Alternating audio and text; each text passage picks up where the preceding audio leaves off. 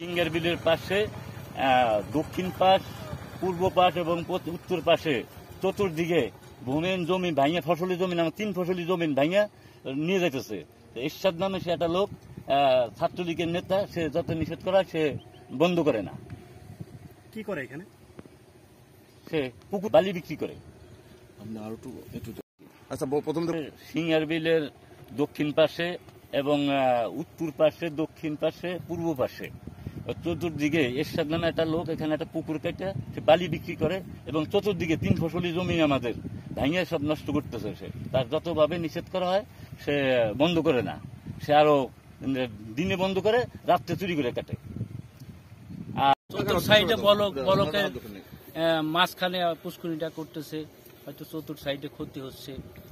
এলাকার লোকজনের, যারা আমরা কৃষকের প্রচুর পরিমাণ ক্ষতি হইতেছে। এখন এরা হয়তো কি আইনের আশ্রয় নিয়ে যেটা যা ভালো হয় করবে আর কি। তো ওনার নাম হলো, আপনি ওনাদের সাথে কথা বলছিলেন আপনারা? যে আমরা তো কথা বলতে পারিনি। এই যে মাঠের জমিটা হলো ওনাদের আর অন্য লোকের। আমরা হয়তো এখানে কৃষিকাজ করি।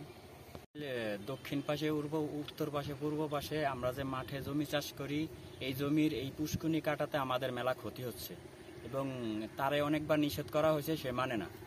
আমাদের যে জমি মেলা ক্ষয়ক্ষতি হচ্ছে, আমরা এই ভেঙে গেলে আমরা কি খাওয়া বাঁচবো? আমরা গরিব মানুষ।